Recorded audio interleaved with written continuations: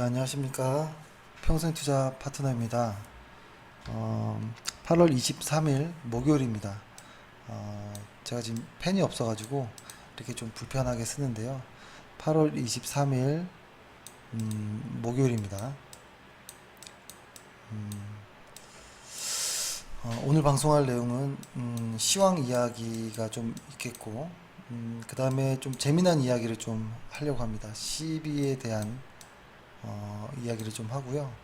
그 다음에 좀 종목 이야기들을 좀 하려고 하는데요. 한 네다섯 개 정도의 괜찮아 보이는 종목을 좀 말씀드리려고 합니다. 일단 시황을 먼저 보면 뭐라고 할까요? 보통 시장이 하락 추세로 갈 때는 어, 어떤 시가 여기 지금 이렇게 옆에 이렇게 그림을 놔두긴 했는데 이 검은색이 코스피 지수에 이제 이게 쭉 분봉 차트로 이렇게 나온 건데요. 보통 시장이 상승 추세로 전환되는 혹은 상승 추세일 때는 비록 뭐 하락하거나 어떤 조정이 그 장중에 있지만 장 종가 장이 끝날 때는 쭉 이렇게 올라가서 끝나는 경우가 좀 많습니다. 흔히. 근데 이거는 뭐 그러한 경험이 좀 있다라는 거지 매번 그렇다는 건 아니고요. 근데 시장이 하락할 때는 시작 그 시가의 약간의 갭으로 뭐 이렇게 상승을 하더라도 종가는 꼭 이렇게 빠지면서 가는 경우들이 있거든요. 근데 최근에 시장을 좀 보면 어느 정도 종가를 유지하는 이러한 좀 모양새들이 좀 나오고요. 코스피를 보면 오늘도 보면 거래량이 조금씩 이렇게 상승 거래량이 조금씩 이렇게 많아지는 이런 내용들은 일단 좀 좋아 보이긴 합니다. 그래서 엊그제 어떤 시장에서 어떤 추세의 어떤 전환이 되는 어떤 신호 이후에 이틀이 지났는데 아직은 이것을 깨거나 이런 부분은 없습니다. 그래서 아마 내일 정도만 잘 유지해 준다면 조금 기대를 조금 더 해볼 수 있지 않을까라는 생각을 하고요. 근데 중요한 것은 이 언저리가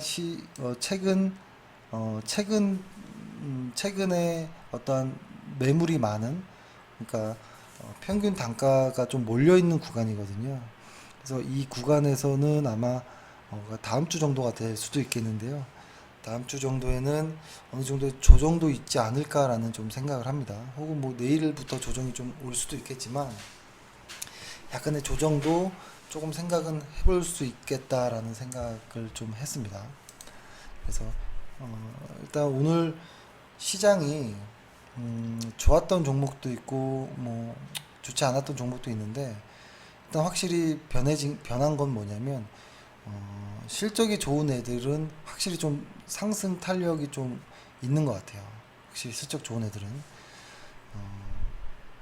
그래서 일단 시장이 어떤 추세가 확실히 전환되는지 내일 혹은 다음 주 정도면은 확실히 조금 더 확실히 좀 더 선명해지지 않을까라는 좀 생각은 합니다.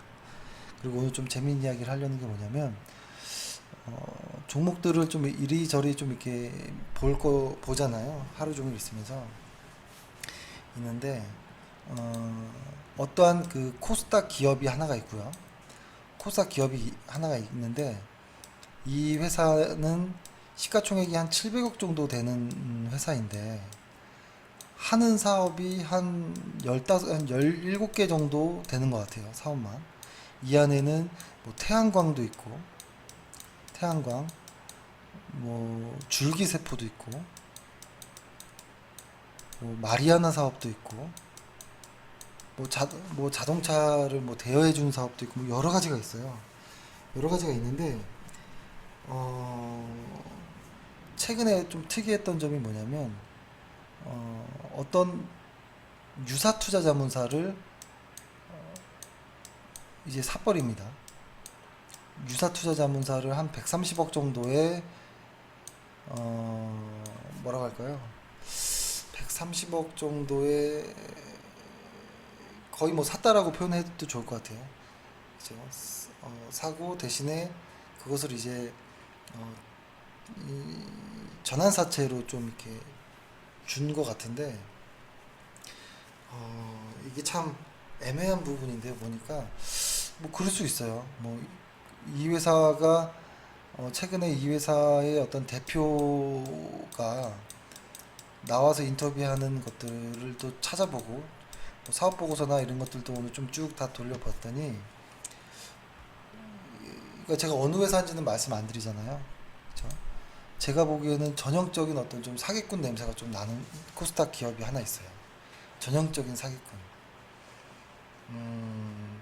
그래서 오늘 이 어떤 A 회사라는 어떤 코스닥 회사를 이 재무제표를 좀 더 꼼꼼하게 봤더니 근데 이 회사가 근데 왜 유사투자자문사를 샀을까? 라는 고민을 했거든요. 봤더니 이 회사는 계속 적자 기업인데도 계속 무언가를 이렇게 사요. 합병을 하고 돈이 없는데 봤더니 좀 안 좋은 정도의 느낌이 나는데 특히 마지막에 이 유사투자자문사를 샀다는 것은 이 회사의 한 달에 매출액이 뭐 잘 나올 때는 10몇 억씩 나오고 한 달에 뭐 아닐 때는 뭐 몇 억 정도 10억 아래로도 10억 아래로도 이제 안 될 때는 이렇게 좀 매출이 나오긴 하는데 보통 유사투자자문사들은 대부분이 다 수익이에요. 수익권. 근데 여기서 가장 큰 차지를 하는 것이 어, 우리가 흔히 문자 받는 그런 사람들 있잖아요. 한 달에 뭐 몇 프로 수익을 내줄게. 어, 뭐 연락을 해라. 뭐 이런 문자들 받는 것들이 대부분인데 그런 영업 직원들의 급여로 보통 다 나가거든요. 근데 그 급여가 나가는 비율이 뭐 그렇게 높진 않아요. 그래서 대부분의 꽤 큰 수익 구조이긴 한데 이 회사를 산 이유는 이 회사가 최근에 단기 부채가 있는데 이 단기 부채를 갚기가 어려운 정도에 온 상황인 것 같아요. 단기 부채를 갚기 어려운 상황. 그러니까 이 회사의 어떠한 그 유동성으로 저는 이자를 갚기 위해서 좀 이렇게 산 것이 아니냐. 그리고 줄 돈이 없으니까 시비로 준 것이 아니냐라는 생각을 하고. 근데 보통 약간의 좀 냄새가 좀 구리다라는 생각이 차트를 보여드릴 수는 없지만 거의 바닥이거든요. 그러니까 전형적으로 흔히 예전 말로 비유하면 작전 세력에 좀 이렇게 이용될 수 있는 그런 정도의 어떤 회사라고 보이는데요. 계속 좀 추세를 좀 보고 있습니다. 어, 그래서 일단은 이 회사가 어떤 나쁜 짓을 하는지 좀 보려고 하는데 지금 현재 개인 투자자분들이 대부분 갖고 있어요. 이 종목을. 아주 위험한 상황이 아니지 않을까라는 이런 생각에 그러니까 지금 그러니까 근데 그렇다고 코스닥 쪽의 회사들이 다 이상하다는 건 아니에요. 최근에 어떤 오늘 뉴스를 보면 오늘 어떤 외국인들의 지분도 상당히 많아졌고 코스닥이 그러니까 예전처럼 어떤 작전 세력의 어떤 놀이터가 돼 어떤 코스닥의 냄새가 아니라 1조 이상의 어떤 시총이 넘는 회사도 꽤 많아졌고 아까 뉴스가 40개라고 했나? 아니, 40개가 아니고 몇 개라고 했는데 기억이 안 나는데요. 어, 아무튼 확실히 선명한 것 같아요. 그래서 제가 보기에는 코스닥 기업은 저는 웬만해서는 한 시가총액 한 일반 개인 투자자라고 하면 시가총액 한 1등에서부터 한 30등 혹은 50등 정도 이 이상의 것들만 저는 좀 했으면 좋겠다라는 생각을 하고요. 뭐 그래도 뭐 하겠다면 한 100개 시가총액 한 100위 정도까지만 보시는 게 어떤가라는 생각을 합니다. 그래서 근데 저희 알기로는 저희 회원들은 그 지금 그 종목을 보유하지 않은 걸로 알고 있는데 조금 위험해 보이는 회사들이 좀 있습니다 최근에. 그래서 일단 이런 말씀드리고 오늘 이야기할 것은 뭐 이런 겁니다. 음, 어, 최근에 뭐라고 할까요? 약세장에서 어떤 매매하는 이런 방식에 대한 이야기를 하는데 약간의 오해도 있고 좀 어색한 부분도 있을 수 있지만 사실 이것만큼 명확한 것 없거든요. 근데 두 가지 종류가 있을 것 같아요. 쭉 성장하는 회사가 있을 거예요. 근데 이런 회사가 실적이 쭉 성장하는데 주가는 왔다 갔다 이렇게 움직이면서 가겠죠. 요런 구간에서 볼린저 밴드를 활용해서 매수하는 것을 저희는 가장 선호하는 것이고, 그래서 실적을 아주 좀 디테일하게 보는 것인데, 이것과 좀 다르게 가치 투자의 개념에서 또 투자할 수가 있어요. 그러니까 일정 비율의, 그러니까 회사가 성장하진 않더라도 꾸준히 좀 유지하는 회사, 성숙된 회사일지언정 주가는 왔다 갔다 이렇게 움직일 수 있거든요. 그럴 때 이런 아래에서 볼린저 밴드로 매매할 수도 있다라는 이 두 가지가 좀 구별해야 되는 부분이에요. 그러니까 성장주, 그러니까 흔히 말하는 EPS가 매년 한 20% 이상 성장하고 ROE도 매년 한 2% 정도씩은 계속 좀 성장하는, 전해보다 2% 정도 계속 좀 성장하는 이런 회사들 같은 경우에는 이런 쪽이겠죠. 실적이 꾸준히 우상향하는, 하지만 수급에 의해서 잠시 이렇게 조금 강하게 좀 눌리는 이런 구간들, 혹은 이런 회사라 할지라도 연 단위의 실적은 매년 늘지만 분기 실적이 한두 차례 정도는 매출이 좀 주는 이런 회사들도 있거든요. 근데 연 단위로 는다라는 거는 매출이 한두 분기 정도 줄고 오히려 더 강하게 상승하는 경우들이 있거든요. 그래서 이런 쪽을 선호하지만 반대로 이런 쪽의 회사들도 상당히 많다라는 거예요. 그래서 지금 이런 쪽의 이야기를 좀 잠시 하려고 하는데, 특히 이런 쪽에는 대형주들도 많아요. 대형주들. 대형주들 최근에는 어떤 음식료 쪽, 뭐 빙가류라든지 뭐 이런 쪽 회사들도 꾸준히 망하지 않고 잘 성장합니다. 그리고 그 회사들이 매년 어떤 단가를 조금씩 올림으로써 회사는 계속 이제 커가는, 인플레이션에 맞게끔 이렇게 조금씩 커가는 회사이지만 성장은 멎었죠. 하지만 계속 회사는 계속 유지되는, 매출은 계속 느는, 혹은 계속 조금씩 커지는, 하지만 성장성으로는 횡보하는 이런 모습들이 많은데요. 이런 쪽에서도 가치 투자를 하죠. 그래서 보통 가치 투자가 예전 방식과 요즘 방식이 좀 달라요. 예전 방식은 어떠냐면 뭐 어떤 회사의 일반적인 평균 가치가 이렇게 쭉 있다면 주가는 왔다 갔다 이렇게 할 거예요. 분명히. 그렇죠? 이렇게 하는데 보통 이렇게 좀 나뉩니다. 종목을 이렇게 발굴하는 시기가 있을 건데 이 발굴하는 시기 안에서 가치에 비해 주가가 빠지면 이 구간에서 매수를 하고, 원래 가격 대비 정도 올라왔을 때 매도를 한다든지 뭐 이랬었죠. 혹은 조금 더 이런 부분까지도 올라올 수 있다면 매도를 하는 이런 부분이었었는데, 보통 원래 가치 정도에 돌아오면 매도를 하는 부분이었죠. 근데 이제 바뀐 어떤, 이건 예전 방식이고 이제 좀 바뀐 부분은 뭐냐면, 만약에 그러니까 바뀐 부분은 뭐냐면 이런 겁니다. 그러니까 예전 방식은 그거예요. 한 30등을 할 수 있는 애인데 현재 50등인 거예요. 근데 얘는 충분히 30등을 할 수 있는 애였거든요. 그러니까 이런 정도인데 요즘에는 가치 투자도 1등 하는 회사들인 거예요. 1등이죠. 제가 글씨 잘못 썼네요. 1등 하는 회사가 계속 1등 할 수 있느냐를 보는 건데, 이런 거죠. 가치 투자라고 할지언정 큰 의미로 봤을 때 왔다 갔다 이런 식으로 간다라고 한다면, 분명히 그 업종에선 그 아이가 1등인데 그 업종이 좀 무너졌을 때, 그 무너졌을 때 주가가 왔다 갔다 이렇게 빠진다라는 거죠.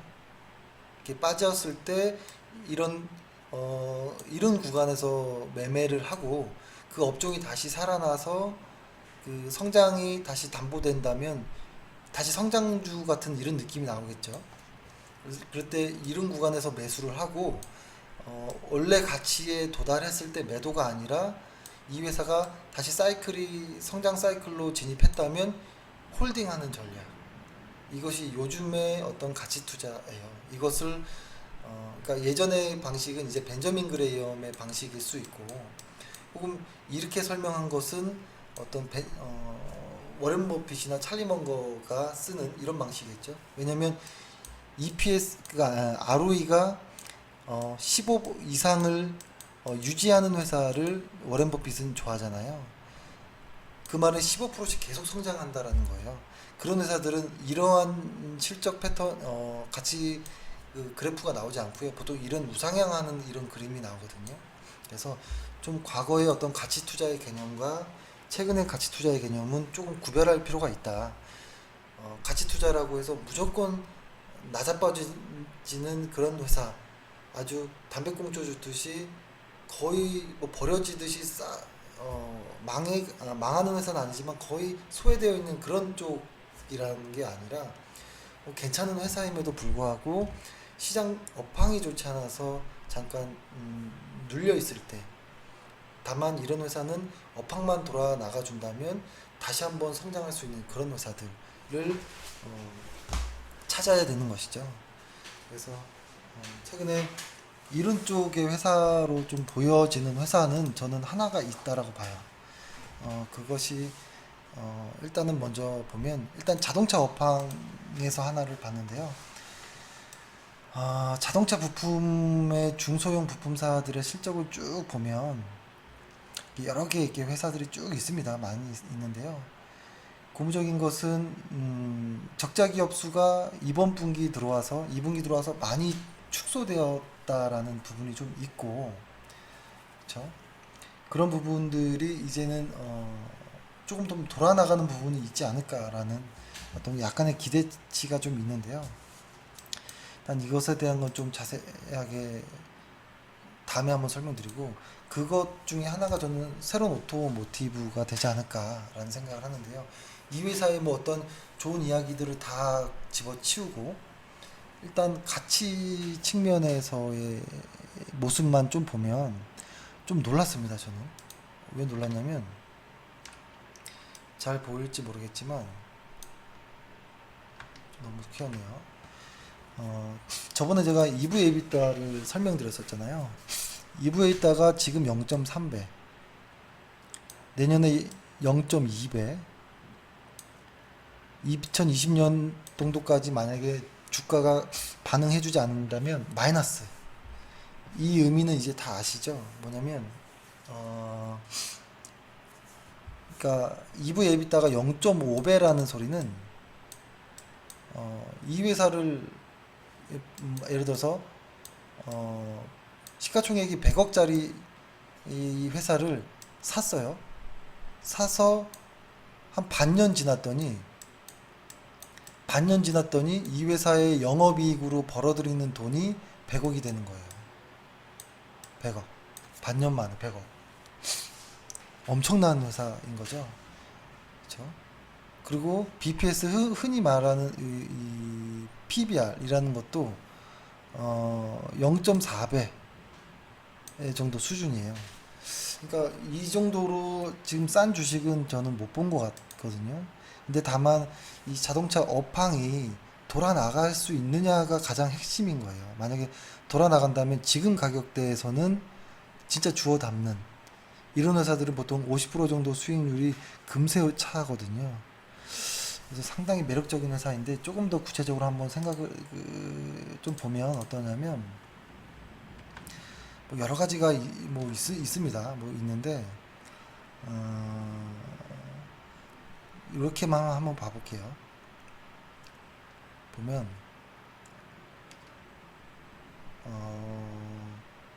조금, 그러니까 저도 이 회사를가 이제 매출이 확 주는 구간부터는 아예 쳐다보지도 않고 있었다가 최근 들어와서 시장이 조정받으면서 다시 한번 좀 관심을 가졌는데, 이런 겁니다. 시가총액이 970억짜리예요. 그러니까 EV 에비타라는 설명 기억나시죠? EV와 에비타. 아이고, 이게 펜으로 안 쓰니까 너무 불편하네요. 예. EV 에비타가 뭐냐면 어, EV 에비타의 의미는 이 EV라는 것은 그거예요. 전체 어떤 그 가치가 예를 들어서 이 회사를 뭐라고 하나요? 이 회사를 100% 인수할 때 드는 비용이라고 보면 돼요. 그러니까 이 회사는 시가총액이 970억 정도 되는 회사예요. 근데 그때 말씀드렸죠. 여기에다가 이제 부채라든지 현금성 자산을 더하고 빼기 해준다라고 했잖아요. 근데 이 회사의 현금성 자산이 900억 정도가 있어요. 900억. 그러니까 얼마나 황당한 거예요. 그러니까 이런 거죠. 어떤 빵집을 샀는데 빵집이 1,000만 원 해서 샀어요. 저녁 마감할 때쯤에 빵집을 샀더니 그 회사의 금고를 봤더니 한 900만 원 정도가 현금이 있는 거예요. 그러니까 막 그 회사는 100만 원에 산 거나 마찬가지예요. 100만 원. 그런 개념으로 보는 거예요. 근데 이 회사가 1년에 벌어들이는 영업 이익이 23억 정도가 돼요. 23억. 23억 정도. 이거를 이제 조금 더 구체적으로 얘기하다 보면 영업이익으로 벌어들이는 수익이 11억 정도가 되고 감가상각이 그러니까 현금 유출입이 없는 그것을 감가상각비를 이제 더해주는 게 한 11억 정도 이상 되는데 요게 하여튼 합쳐지면 23억 정도 된다는 소리예요. 그러면 뭐냐면 이렇게 되는 거예요.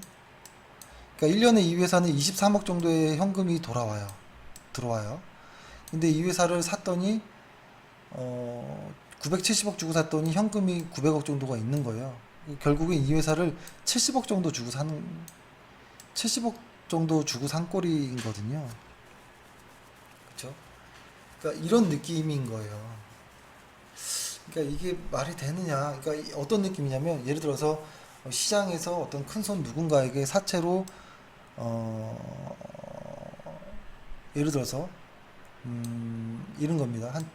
한 970억을 빌렸어요. 970억을 빌리자마자 이 회사를 인수하자마자 바로 회사 창고에 있는 900억을 사채업자한테 줬어요. 그리고 이자 70억이 남았죠. 원금 70억을 어, 한, 한 3달 정도 만에 영업 현금 흐름으로 그냥 다 갚아버리는 거예요. 그러니까 이게 사실 믿어지지 않는 정도의 그 저평가돼 있는 회사예요. 근데 이 회사가 실적이 나오지 않느냐? 그것도 아니에요. 실적도 나와요. 그러니까 이게 조금 너무 저평가돼 있는 회사. 근데 이것이 내년에는 0.2로 떨어져요. 에비타가, 이브 에비타가. 그러니까 이게 말이 안 되는 회사가 하나 있다라고 보시면 좋고, 어, 그러니까 이 차트를 한번 볼까요? 차트를 한번 보면 새로운 현재 이렇게 돼 있어요. 그러니까 이것이 지금 바닥인지 바닥이 아닌지는 알 수 없어요. 이걸 조금 더 키워보면 이렇게 한번 볼게요. 이 회사가 어떻게 흘러왔는지를 보면 과거에 얘네가 2000 이때 바닥을 찍고 이 바닥을 찍고 한 4배 정도가 상승했거든요. 이 4배 정도 상승했던 이유는 매출 증가였었습니다. 매출 증가. 이 전방 매출처들이 뭐 나쁘지 않았었거든요. 어, 근데 최근에는 그 전방 이 발주하는 그 매출처들이 좀 부진하니 어떤 인상 뭐라고 하나요? 그 판관비에 어떤 인상들이 있음에도 불구하고 가격 인상이 되지 않는 부분 때문에 영업이익이나 이런 부분이 안 좋아졌 부분이 있습니다. 그로 인해서 회사가 조금 이제 실적이 안 좋아지는 부분 때문에 크게 하락을 했는데 음, 이 회사를 찾아보면 뭐라고 하죠? 이게 새로운 제가 요즘에 언어 장애가 있는 것처럼 잘 단어가 생각이 안 나요. 이게 큰일 났습니다. 이게 보면 여기에는 나오지 않았는데요. 이 과거 요 바닥 구간인 2012년을 바닥으로 해서 매출이 쭉 늘었습니다. 늘다가 2015년을 기점으로 해가지고 매출이 꺾이는 구간이 이때부터 꺾이거든요. 그리고서 계속 매출이 줄어요. 그러니까 이 회사는 매출과 주가가 아주 잘 맞아떨어지는 이런 회사입니다. 근데 이 회사가 2019년도에 좋은 어떤 뉴스가 좀 있어요. 증설에 관련된 이슈인데요. 2019년이면 4달도 안 남았습니다. 그래서 저는 이 회사를 지금이 바닥인지 바닥이 아닌지는 알 수는 없지만 지금 당장 몰빵하라 이런 의미는 아니고요. 분할로 매수한다면 충분히 가치가 있다라는 생각을 합니다. 여기서 이 정도만 한번 보면 이 볼린저 하단을 지금 뚫고 내려와서 엄청나게 왔는데요. 여기서부터 분할로 한 4번 정도를 나눠서 생각을 하는 거예요. 여기서 1차 매수, 한 여기서부터 한 10% 정도 더 하락하면 2차 매수, 여기서 10% 정도 더 하락하면 3차 매수, 10% 정도 더 하락하면 4차 매수. 이렇게 딱 계획을 잡으면 이 안의 구간에서는 저는 충분히 그러니까 요 정도까지 매수가 들어가려면 해가 바뀔 가능성도 있거든요. 그래서 이런 종목은 이 정도 가격대에서 만약에 한 5,000원 미만 정도대에서 평균 단가가 이루어진다면 한 4,000원 정도에서 평균 단가가 만들어진다면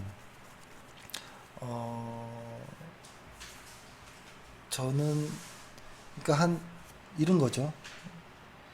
지금이 5,000원 정도인데 평균 단가를 이렇게 낮추면서 매매를 함으로써 한 4,000원 정도까지의 평균 단가가 만들어진다면 한 6,000원까지의 주가 상승은 사실 별거 아니라고 봐요. 그러면은 수익률은 50% 정도 되는 거거든요. 그래서 이런 종목들, 그러니까 이런 것들은 근데 이 회사는 유통 물량도 많지 않아요. 보면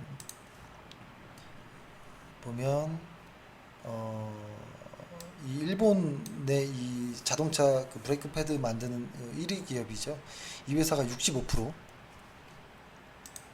65%가 있고, 그 다음에 대주주가 하나, 둘, 한 12% 정도의 대주주 지분율과 만도가 있고, 여기 국민연금도 있는데 잠시만요.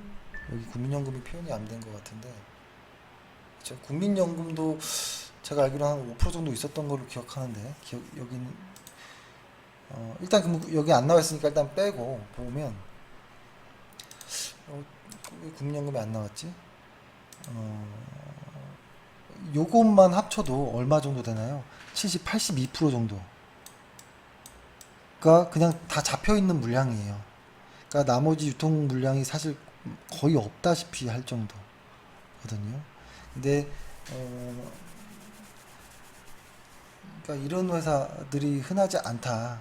만약에 벤저민 그레이엄이었다면 매수했을 것이고 워렌 버핏이었다면 좀 망설였을 것 같아요. 다만 왜냐면 ROE가 그렇게 높지 않고 하기 때문에 ROE와 영업이익률이 그리 높지 않기 때문에 근데 다만 과거 14, 15 정도를 유지하는 정도의 ROE가 저는 업황 사이클이 돌아 나간다면 한번 올 수는 있을 거라는 생각을 하거든요. 그러면 이제 이 구간에서는 이렇게 되겠죠. 만약에 이 회사가 예를 들어서 그냥 그러니까 제가 보통 흔히 상상하는 이런 케이스예요. 제가 주가를 이제 주식을 매수할 때 저는 이렇게 상상을 하거든요. 보통 유치하지만 저는 이렇게 상상합니다. 어떤 주식이 쫙 올라갔다가 쫙 빠지다가 이제 쫙 가고 이렇게 갈 때 이런 생각을 해요. 이 구간에서는 벤저민 그레이엄은 샀을까? 혹은 요 언저리 왔을 때는 워렌 버핏은 살 수 있었겠다. 그리고 이런 구간 혹은 부분에서는 윌리엄 오닐이 샀겠다라는 생각. 그리고 막판 피날레를 하는 이런 주가가 이제 불꽃을 튀우는 구간에서는 이때는 개인 투자자들 혹은 달려붙었겠구나 라는 생각을 하고 혹은 이 언저리에서는 외국인들이 샀겠다 혹은 이 연절에선 기관들이 사는겠구나. 마지막 피날레에선 개인들이 몽창 뒤집어 쓰겠다. 이런 생각을 하거든요. 이런 생각을 하면 안 되겠지만. 그래서 제가 저의 핸드폰에 이런 말이 써 있거든요. 저의 어깨 너머로 벤저민 그레이엄, 뭐 윌리엄 오닐, 뭐 워렌 버핏이 쳐다보고 있다라고 생각하고 매매를 하자 이런 생각을 합니다. 그러니까 저의 어떤 주식 창을 제 바로 뒤 어깨 너머에서 제가 존경하는 어떤 투자자들이 보고 있다라고 생각한다면 제가 매매하는데 조금 더 신중해지지 않을까 이런 생각으로 그렇게 하거든요. 근데 지금의 단계는 그런 수 있지 않을까? 혹시 지금의 단계가 조금 더 하락하더라도 모아나가는 단계라고 한다면 벤자민 그레이엄 정도가 살 수 있는 정도. 그래서 벤자민 그레이엄이 이 정도까지 주가가 올라오면 매도를 하겠고 워렌 버핏은 이 정도에 사서 이 회사가 성장성이 유지된다면 계속 홀딩을 하고 있겠죠. 뭐 이런 상상을 합니다. 유치하지만. 그래서 좀 관심 있게 보고 있고요. 그래서 만약에 이 회사는 좀 다만 이런 회사는 어, 차이가 있어요. 아까 처음에 말씀드렸던 것처럼 이렇게 성장하고 있을 때 볼린저 밴드를 활용하는 법과 이렇게 하락하고 있는 구간에서 볼린저 밴드를 활용하는 법이 다르다라는 걸 알아야 돼요. 다르다. 완전 다르다. 근데 우리가 원하는 것은 이런 구간을 좀 선호하긴 하겠죠. 하지만 시장 지수가 이런 구간으로 하락하고 있을 때는 어쩔 수 없이 이런 매매도 해야겠죠. 한번 이거를 조금 꼼꼼히 보면 요때 구간을 한번 상상해 볼까요? 조금 더 키워서 보면 이랬을 겁니다. 아마 이런 구간에서 1차 매수, 2차 매수를 해서 근데 시장이 아마 상승을 했다면 요때 물량을 좀 덜 든지 혹은 보유하면서 쭉 갔을 가능성이 높아요. 시장과 어떤 실적을 보면서 매매를 했다면 그리고 만약에 다시 조정이 받았을 때 다시 1차 매수 뭐 이렇게 매수 구간이 있었겠죠. 그리고 나서 이런 구간에 매도도 했을 수 있겠죠. 근데 중심선에서 조심스럽게 매수를 했을 수도 있었겠다라는 생각도 하고 중심선의 매수 이후에 또 눌리면 또 매도도 가능했겠죠. 그런데 만약에 이 하락하는 구간이었다면 어땠을까? 이런 구간에 사실 매수를 하지 말아야 되죠. 첫 번째가. 근데 만약에 운 없이 이런 데서 매수를 했더라도 이런 반등하는 구간을 이용해서 수익은 보고 나올 수는 있었겠다. 근데 만약에 이런 자리에서 하락하는 주식을 매수했다면 요 정도 왔으면 아마 거의 본전치기 하고 나왔을 수 있을 정도. 그래서 실적이 그러니까 매출이 하락하는 회사는 잘 하지 않아요. 근데 지금 단계라면 매출이 하락하는데 어떤 반등의 기조가 보이고 하는 구간에서는 조금 해볼 수도 있지 않을까라는 생각을 조금 하는 구간이 점점 오고 있다라는 생각을 합니다.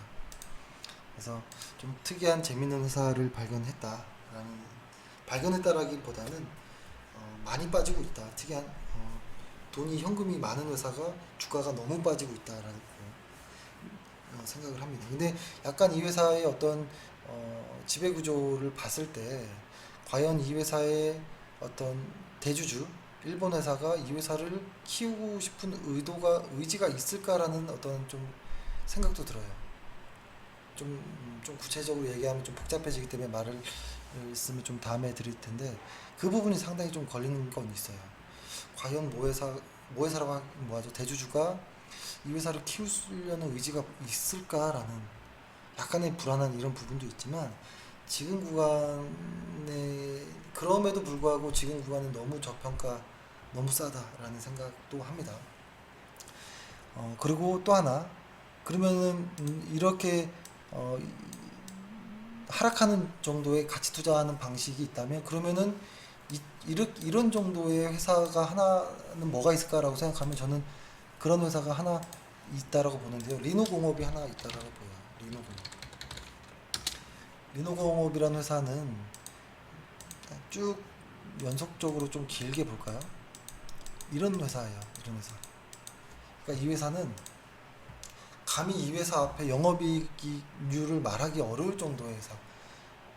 그러니까 한 10년 전부터 한 이 언저리부터 해서 영업이익률이 30%대 이상을 거의 유지하는 회사는 거의 독보적인 회사, 이 회사밖에 없다라고 봐요. 영업이익률을 보면, 그러니까 여기는 좀 짧게 여기는 전체가 다 나오진 않았지만,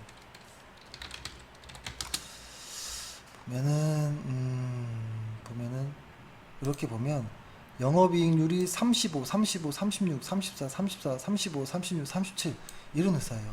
ROE가 20을 유지하는 회사, 거의 이런 회사가 어디 있습니까? 그렇죠? 그래서 이런 회사는 저는 과감히 말씀드리는데 볼린저 밴드 하단에 오면 매수하셔도 좋다라는 거 생각합니다. 볼린저 밴드 하단에 왔을 때는 저희는 아마 내일 정도나 혹은 뭐 다음 주 정도에는 이 회사를 매수할 생각이 좀 있습니다. 생각을 하고 있고, 근데 일단 모릅니다. 뭐 매수를 단추를 눌러봐야 알겠지만 일단은 이 회사는 만약에 볼린저 밴드 하단에 이렇게 닿잖아요. 매수하시면 돼요. 매수 1차 매수, 뭐 2차 매수. 볼린저 밴드 상단에서 매도해도 되고요. 하단에 왔을 땐 매수. 상단에서 다 매도할 기회가 생기거든요. 혹은 중심선에서 추가 매수도 가능하고, 그리고 볼린저 밴드 상단을 계속 타고 간 다음에 홀딩하는, 다시 매도하고 하단에 오면 다시 매수, 매도, 매수, 매도, 매수, 매도, 매수. 저는 이렇게 보거든요. 그래서 리노공업 같은 회사가 저는 한국에 있다라는 게 대단한 것이라고 보는데요. 배당이 다만 한 3% 정도까지 나왔다면 어땠을까라는 생각을 해요. 세론도 한 2.5 정도 배당이 나오긴 하는데요. 배당이 좀 많아야 돼요. 보통 저는 배당이 한 3%, 5% 정도까지 배당이 평균적인 한국의 배당률이 높아진다면 주식 투자를 무섭게 할 필요가 없거든요. 묻어놓고 배당만 받아도 된다고 생각을 하니까요. 그래서 이렇게 좀 두 종류의 어떤 느낌의 회사를 좀 설명드렸고요. 그러니까 약세장과 강세장에서의 어떤 볼린저 밴드 매매가 충분히 다를 수도 있다. 시장과 무관하다라고 볼 수도 있지만 우리가 추구하는 바는 시장이 그래도 우상향할 때가 더 좋고 기업 실적이 우상향하는 놈들이 우리의 회사인 거고, 어쩔 수 없이 시장이 하락할 때도 실적은 그렇죠. 그러니까 시장이 우상향할 때 주가가 흔들리는 애들을 볼린저 밴드에서 활용하는 방법도 충분하고, 다만 시장이 우상향할 때는 이렇게 전고점을 돌파하는 애들, 이런 애들도 매수 자리가 나올 수 있다라는 거. 하지만 시장이 하향할 때는 주가가 이렇게 흔들리는 거잖아요. 그럴 때는 전고점을 돌파할 수가 없죠. 그러니까 전고점 돌파하는 매매는 물리는 매매가 되는 거고, 이런 바닥에서 볼린저 매매로 매매하는 방법은 유효하다라는 거. 다만 시장이 우하향하고 주가가 빠져도 실적만은 우상향하는 것을 찾아야 된다라는 생각을 합니다. 그렇죠. 그러니까 지금 최근에 회원들이 좀 제보를 좀 많이 하시더라고요. 그러니까 저희의 방식을 좀 비슷하게 해서 하는 유사 투자 자문사들이 조금 생긴다. 종목도 좀 비슷하게 공유하는 것과 좀 따라하는 것처럼 이런 좀 느껴진다 하면서 저희에게 저런 거를 좀 이렇게 좀 이렇게 해야 되는 거, 어떻게 해야 되는 거 아니냐라고 하는데 저희는 상관없다고 봐요. 그렇죠. 뭐 다 같이 돈 잘 벌면 좋죠. 그렇죠. 그래서 그런 거는 사실 뭐 문제 되진 않고요. 그 유사 투자자 분들도 잡주나 테마주를 하느니 이렇게 실적 좋은 것을 하는 게 좋죠. 그래야지 그 회사에 투자하고 있는 개인 투자자들도 안전할 수 있으니까요. 그래서 많은 분들이 저는 좋은 실적을 가진 회사를 공략했으면 좋겠다라는 생각을 합니다. 네, 그럼 일단 오늘은 이렇게 해서 좀 마치도록 하고요. 오늘 하루 고생 많으셨습니다. 예, 그러면 내일도 뵙겠습니다. 감사합니다.